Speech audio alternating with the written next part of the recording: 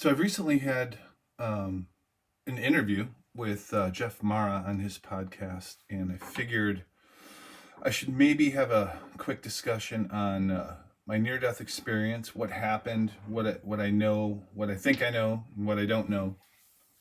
Just to get it out there, I've had a lot of different requests from people, so I thought I'd kind of go back over that road. Something I haven't really talked about, simply because I haven't really known how to describe what happened. I guess I'll do my best, and maybe the hope is that there's one person out there that this might resonate with and help, because ultimately we're here to try and be of service. So, when I was 15, this is back in 1985. I wanted to be a ski racer badly. I was terrible at it, by the way. I was on a high school ski team, and I was just starting out. I think it was ninth going into 10th grade, and I was running gates. So, like when you ski race, you have to set, at the time they were bamboo gates, sticks that stick into the ground, and you use like a big heavy metal object to plug a hole, and you stick the gates. And I remember I had the spade, and I was plugging a hole, and I was up maybe halfway down the hill, and someone who had never skied before, I guess, because I never saw him coming, a big, huge 300-pound guy, came down the hill and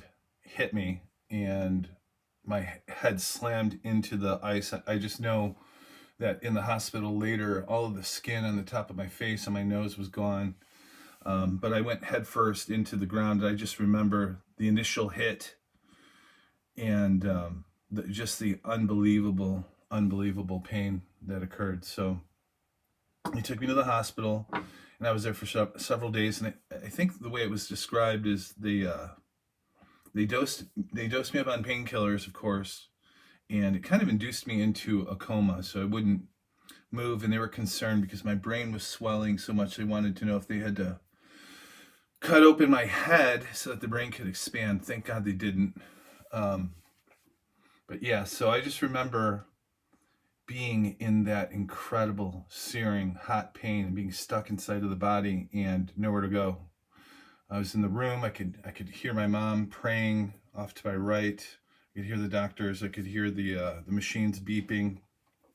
But unfortunately, I was in the most pain I've ever experienced in this lifetime for several days. And at one point, just like a piece of solace, it really felt like there was a male presence that came into the room. And I just remember, because in these death experiences, you're not allowed to leave with the entire memory of it for whatever reason. But what I'm going to describe is was pretty awe-inspiring. So I just remember floating up out of the hospital bed and looking down through the compressed tiled ceiling. I was up in the ceiling looking down at the body, and all of a sudden, no pain. As a matter of fact, I felt fantastic. But it felt like a male energy. And not that I traveled or traversed through a tube of light, but it felt something like that, and expanded out into infinite space. And I just remember being able to look back in the darkness behind, and then feeling the radiance of almost a light upon me. And that light contained all knowledge. It contained love at a caliber that you could never really understand here in a human body. And I just remember the trepidation at first, because we all have things that are hidden. We all walk around with, our past negativities, and we wear them on our sleeve. And in that light, everything that's hidden, all the past consequences, the good, the bad, the ugly, it's all there. And like I describe it as almost like looking at an x-ray in front of a light. All of the things that are not God, all of the things that are out of alignment are just obvious to you, and you know exactly what you need to work on, but you give yourself compassion and forgiveness. But I remember, if it's a life review that occurred, it was more like, once again, like looking through an x-ray at your true self, and the deep compassion that rises up for what we truly are. It was like a homecoming. I just remember wanting so badly to go closer into the light with all enthusiasm, with all the energy in my body. I just wanted to come closer, but I was only allowed to step so close. And remember, we're in infinite space. It could be millions of miles away, the great light.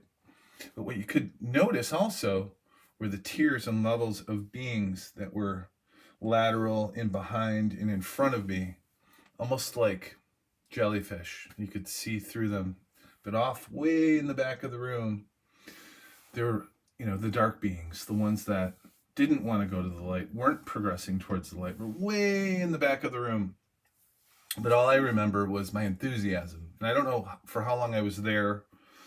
I just remember I knew that the only vehicle I had was the body back in the hospital that I had to get back into, because it was obvious what my mission, my plan was. It was almost like my whole team was there, and they're saying, okay, bud, you got this, you can do it. And the reason I came back to the body was simply because you want to go as close as you possibly can and integrate into the great, magnificent knowledge, love, everything, essence, music.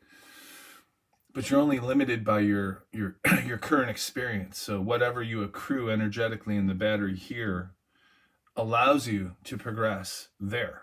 It's not like you leave the body and then you can go and get extracurricular activity on that side. It's, for whatever reason, it's built into being in a body here, where we are able to, work off our dharmas and karmas to get closer there. Next thing I know is I'm sliding back into the body, and I can feel the white hot pain once again.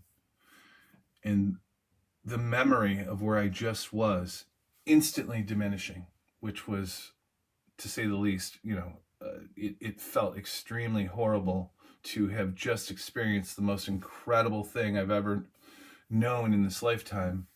But I sat there in the hospital bed, and I pinched, I remember my thumbnail, I drove it into my finger to the point where I think I cut myself, and just to remember what had just occurred. And I could feel the memory fading, but I'm back in the body. I'm able to move once again. I can hear my mom call out to the doctor because I finally moved or opened my eyes. And what ensued was several days of insanity and pain. But I just remember also being back in school at the time, and unable to really discuss what just happened, because I grew up in a smaller town, maybe an hour outside of Detroit. There was no one that was really going to understand it. But I had my aunt. So my aunt, Gail, was one of my early mentors. I remember when I came out of that, I described to her what happened. And she had a full understanding of what it was as best she could. And she gave me a book, Seth Speaks, which is actually channeled material, which at the time I had no idea. But yeah, I'm this weird kid reading Seth Speaks, in between classes. I had a really hard time reintegrating. I had to relearn how to read.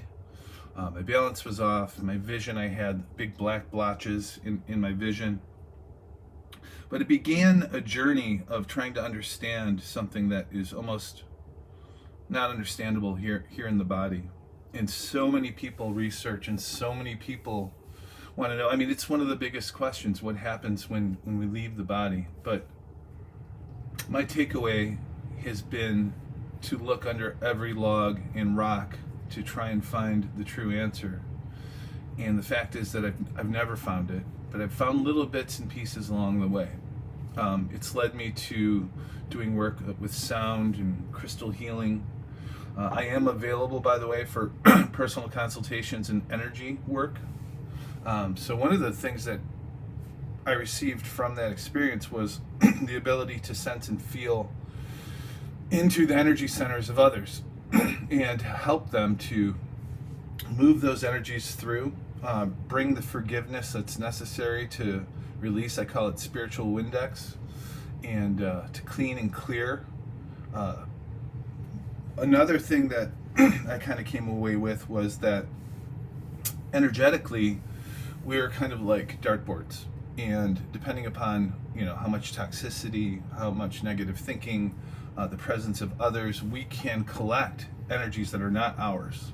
And one of the other major things that is a part of my goal, mission, work is to help people to recognize their energy, what is theirs and what is not theirs, and to help them to release it. So if any of this resonates with anybody out there, I hope I helped one person. That's my goal, help one person a day, and I'm making hay. So go on with my day. God bless everyone. Any other questions? I'm available for direct messaging, and my contact information is below.